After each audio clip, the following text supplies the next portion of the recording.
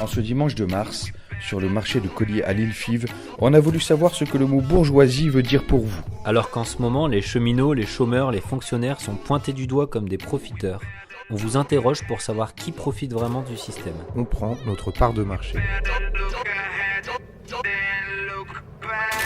C'est qu'ils n'arrivent pas à se débrouiller déjà. Comme moi par exemple, comme là, je vais pas me mentir, je fais la manche ou quoi. Il y a des profiteurs, qu'est-ce qu'ils font? Ils attendent que je fais la manche pour venir gratter ma manche, que je leur paye quelque chose. Je pense qu'il y a deux types de profiteurs. Ceux qui s'affichent et que ça gêne pas en fait d'assumer leur statut de profiteur, et d'autres qui sont un peu plus cachés et qui ont des ressources ou qui détournent de l'argent et de manière cachée forcément, quoi. Le président, car il nous vole beaucoup d'argent. Il y en a qui peuvent pas trop arrondir le fin du mois. Les profiteurs, oui. Et ce sont pas ceux dont on nous parle très souvent. C'est-à-dire qu'on pointe les plus faibles, souvent des gens qui vivent avec peu de revenus. Mais comme en France et un peu partout dans le monde, il y a les 1% les plus riches qui dictent les politiques à l'échelle des pays, à l'échelle même de l'Europe, et qui, eux, prennent l'argent, c'est-à-dire acceptent les aides, les subventions de l'État, mais de l'autre côté, vous disent que l'État a un trop grand rôle. Je ne sais pas s'il y a des profiteurs ou pas, je ne sais pas. Tout ce qui est un peu politique, je trouve. Ouais. J'ai l'impression que des fois, ils ont un statut dont ils profitent et dont ils abusent de toute la confiance qu'on leur accorde. Les profiteurs, moi ça m'évoque la finance, tout de suite. Ouais. Tout ce qui est la spéculation, beaucoup. J'ai vu qu'il y avait des réformes sur l'assurance chômage, par exemple, où on veut tripler le nombre d'inspecteurs, de personnes qui vont surveiller les demandeurs d'emploi, comme si c'était eux les profiteurs. Le président, il profite de nous. Il profite de donner de prendre par exemple les maisons de retraite. Il prend aux pauvres. C'est pauvre, oui. Il prend aux pauvres et il donne à qui? Aux riches. Vous sentez bien qu'il y a des sphères dont vous ne faites pas partie et qui regroupent ceux qui profitent. En évoquant le personnel politique ou les riches, vous confondez peut-être les profiteurs avec ceux qui les servent. Il y a pourtant bien une classe précise, la bourgeoisie, qui détient les moyens de production et qui capte les profits. 93 milliards d'euros pour le CAC 40 en 2017. Mais pour vous, la bourgeoisie, c'est quoi au juste? La richesse. Ceux qui ont des maisons de luxe, des voitures de luxe. Vous en connaissez? Non. Même pas personnellement, on va dire, dans la société? Non. Perdre une occasion de vivre pleinement un moment, par exemple. Ça, je trouve que c'est avoir une réaction bourgeoise par rapport à un truc à vivre. Si c'est pour faire un lien avec ce qui a été dit avant, je suis pas forcément convaincue que les bourgeois soient des profiteurs. Ça, c'est pas systématique. Plus dans la société d'aujourd'hui.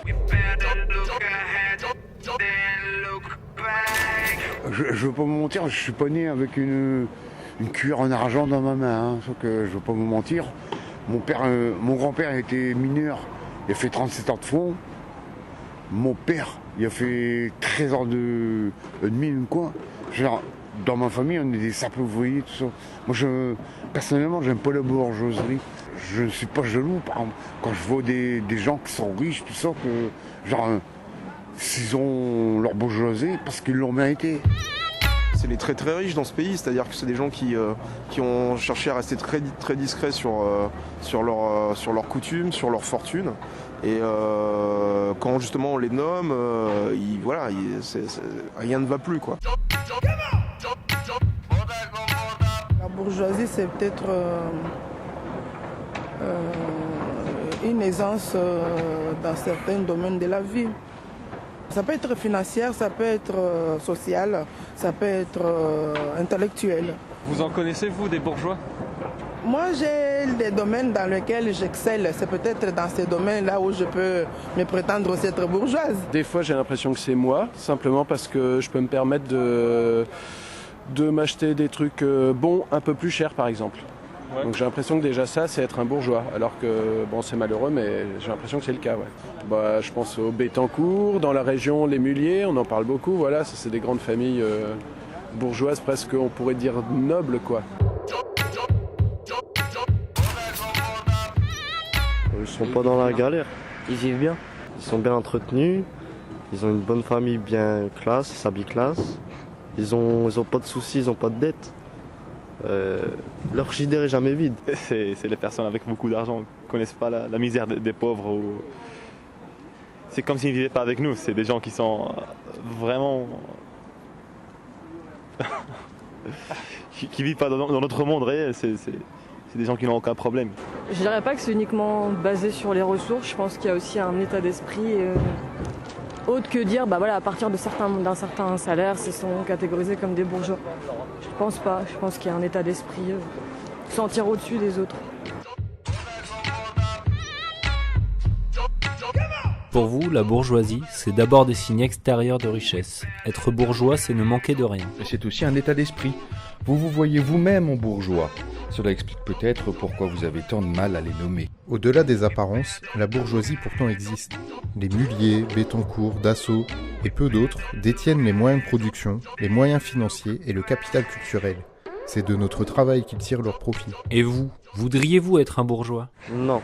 Bah, d'un côté oui, parce que la vie est plus facile, mais d'un côté non. Parce que c'est trop facile. Je pense, comme nous les jeunes, on sort par exemple, on essaie d'avoir de l'argent comme on peut. Et les bourgeois, ils peuvent en avoir deux qui claquent des doigts. Alors, ils ont de l'argent quand ils veulent. Alors, c'est souhaitable ça, non ? Ça serait mieux, non ? Ouais, mais d'un côté, c'est mieux de, je sais pas. Moi, ça me plairait pas trop. C'est trop facile.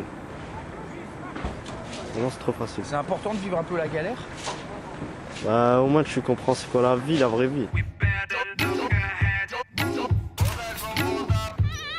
Le fait d'avoir un confort de vie correct, de vivre, de manger correctement, d'habiter dans un logement sain, en fait, et d'avoir une vie appréciable, c'est ce à quoi la plupart d'entre nous aspirent.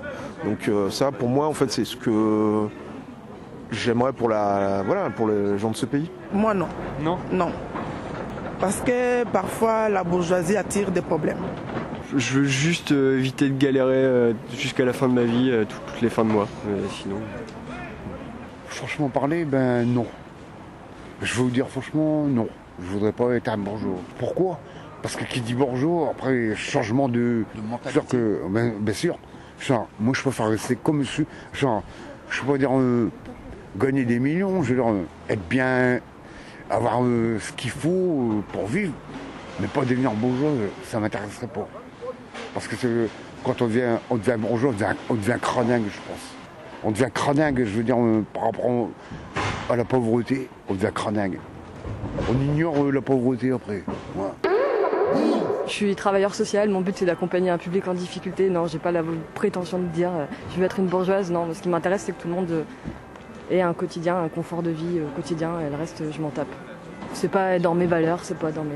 Non. Je suis pas une personne qui aime beaucoup l'argent, mais pour moi, la vie c'est pas trop l'argent, c'est juste avoir une bonne vie, avoir une bonne santé, être heureux avec sa famille et pouvoir avoir des vacances en été, acheter des cadeaux pour ta femme, pour des enfants. C'est ça pour moi le bonheur.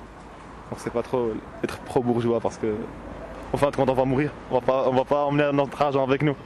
Pas du tout. Pourquoi ? Parce que c'est pas mes valeurs et que je m'y retrouverai pas et je me sentirai pas bien et non.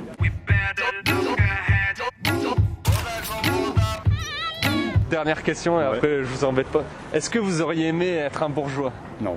Non ? Non. Non. Je préfère être comme je suis qu'avoir plein d'argent. Et pourquoi ? Parce que j'ai envie de rester comme je suis. C'est le confort que vous briguez.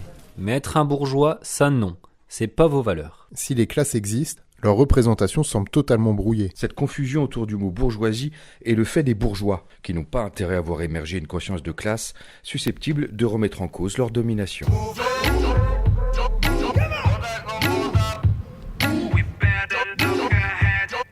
Vous êtes à l'écoute de Radio Campus Lille sur le 106,6.